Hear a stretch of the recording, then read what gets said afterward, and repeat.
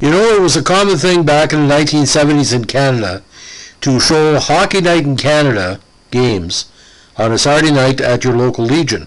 Now, in our Legion's case, the upper floor in the Jacksonville or Durham Legion was a dance floor, and the bottom area was a bar as well where people could sit down, and that's where the TV was. Now, this is a true story, and I'm not joking.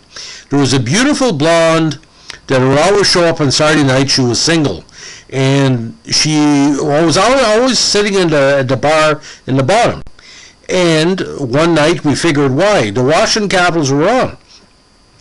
She went to the bartender and he said they'd been watching the game. Is Hartland playing tonight? And the guy said, what do you mean Hartland's not in the NHL? No, is Hartland playing? He said, Hartland who? Oh, that handsome guy for the Capitals, Hartland Monahan. She had a big crush on Hartland Monahan. And let me tell you something, you look at his old hockey cards and his old photos, he was a decent looking guy. The women that really enjoyed his visage, as we say. It was kind of weird. He had kind of sort of a Steve McQueen comb over, but I don't think he made the NHL just on looks alone. He was a really talented guy. Now 5'11", 170, the native of Montreal, again was part of what's considered the best amateur hockey team in Canadian history, maybe world history, the 1970 Montreal Junior Canadiens that won the title that year of the Memorial Cup. Now, his draft season was 1971 by California. Now, that 71 season, he had 43 points in 43 games, including 14 goals, 135 minutes and penalties. But he was a good two-way player, again, a good solid right winger, and a good, decent right-handed shot. Now, he won a Memorial Cup with Montreal again in 1970. He scored 4 goals in 8 games. Now, he called the Val West his hometown. He had a little bit of a road to get to the NHL. We're going to go into that a little bit. Now, he had played several seasons in minors before he finally broke through at California.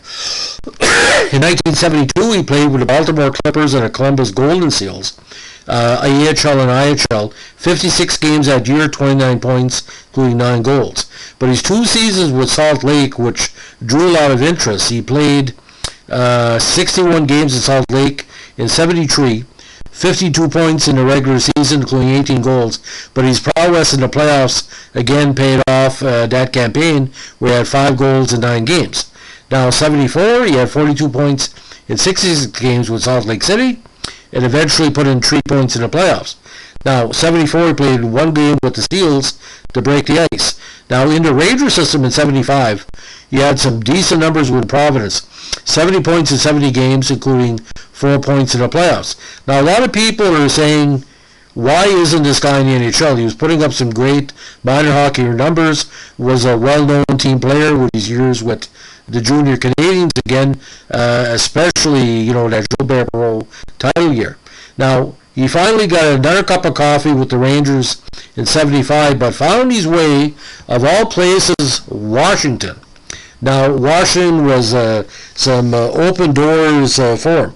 He became available in Interleague draft in 75, claimed by the Capitals, where he played for 2 seasons. Now, the 2 seasons in Washington are probably some of the most unique in NHL history. In that 76 campaign, he had 46 points in 80 games, including 17 goals, with a minus 49, and it weren't his fault. They were struggling on defense that year. But in 1977, in a breakthrough year for all Washington Capitals fans, he had 50 points in 79 games, including 23 goals. Now, from there, I didn't know what Washington was thinking. He traded him. He was traded to the Penguins in 77, and later traded in 78 seasons to the LA Kings. Now, after a season in the minors, he was claimed by the Quebec Nordiques in the 1979 NHL expansion draft, but was traded soon after to St. Louis Blues, where he played until he retired following the 81 season. Now, the full NHL totals don't show his worth as a talented player. Now, in 334 NHL games, he scored 61 goals and 80 assists. So let's look up, go a little bit up the fatalities of his career. Now, he waited a number of seasons to finally make the NHL playoffs, but it was a tail end of his career. You couldn't tell him in the program sometimes because literally for the 6 teams he played for, he wore 6 different numbers. 17 with California, 5 different numbers. 15 with the Rangers, number 12 with Washington, number 8 with Pittsburgh, number 12 with LA, and number 23 with St. Louis. Now, in Providence, he had his best minor league success. He helped him win the AHL regular season title in 75. It was named to the second-team All-Star squad with Providence in 75. Now, the totals in Washington set a Washington record for points in one period with 4, 3 goals and 1 assist in the third period on November 12, 75 bird in Pittsburgh. He scored goals at 1:44 in the third to tie the game at 3-3, at 6:33 of the third to make it 4-4, and at 17:39 to make it 6-6.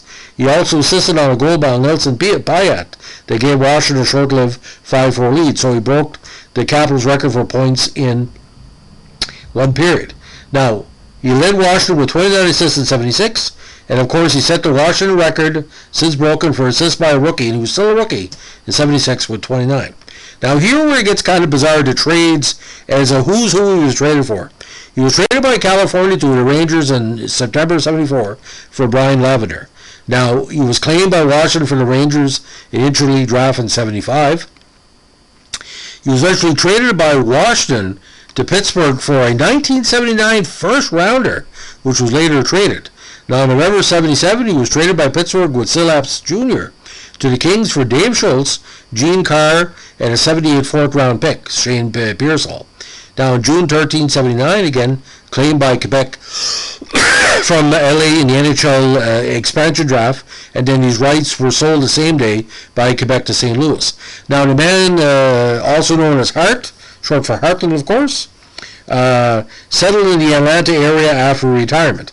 Now, he became part of Montreal Canadiens' legacy when he became part of the Boom Boom family. He's a son-in-law of Bernie Geoffrion when he married Geoffrion's daughter Linda in 1973. He's also the brother-in-law of former NHL player Danny Geoffrion and former minor league leaguer Bobby Geoffrion. He's the father of former Major League Baseball outfielder Shane Monahan, and he's uncle of former NHL player Blake Geoffrion. So it runs deep in the family. Now, injuries really hurt his career, and it's too bad that we have to talk about this, but any minor league player that plays as many times in the minors as he did, there's always going to be incidents. Now, his first major injury was the 71 season when he suffered a broken wrist, which he got while throwing a check during Montreal's game on October 18 versus Kitchener. He also missed part of the 73 season with torn ligaments in his right knee, an injury suffered in Salt Lake's WHL training camp in October 72. He did not make his debut with Salt Lake until November in a game against Phoenix. Now, he also missed start of the 74 season with a hamstring injury suffered during Salt Lake's October 5th 73 RHL preseason game versus Albuquerque in Tucson. Now, he did not make his debut until a month later in a game against Seattle. Now, he has an arena named after him for his talent both on and off the ice, a very good builder as well. A new arena in his hometown of Nevada West was officially named in his honor on March 29, 2015. Now, because he was traded twice early in the 78 season, he appeared in 3 teams' media guides that year.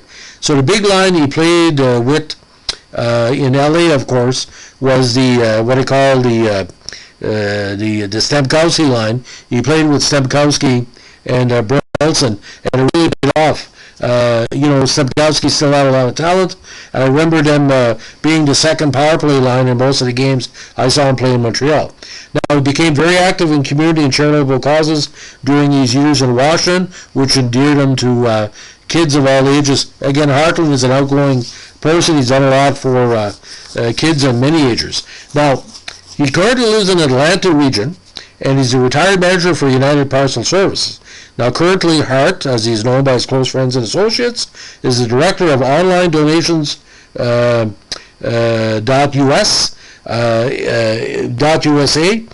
team and educational fundraising company located in Atlanta metro area. Now, the arena in Laval, Quebec is quite nice. I would check it out. And it was kind of unique. We did some publicity on this a few years ago within the media on the East Coast. It was named in his honor after, get this, a letter writing campaign. So it was the public wanting him to be named after him. But Laval, Quebec, that's a hotbed for hockey. I would recommend any young player, if you want to learn a little bit more about hockey, go to a camp in Laval or Laval West. You're really, really going to enjoy it. So, final NHL totals, again, 334 games, 141 points, 61 goals, 80 assists, with a minuscule 163 minutes and penalties. Like I said, he was very, very dedicated to the offensive part of his game. When he finally made the NHL, I give you this: 52 goals in his first 3 seasons, full seasons in the NHL. Decent playmaker, but for him to be sent down to the minors and make it all the way back, that's a tribute to his legacy. So, by the way, 97 games in the regular season with St. Louis, 9 goals, 14 assists, 23 points. I'm mentioning that because he finally had a second turn at bat in the playoffs, and I think LA played Toronto in '78. I could be wrong.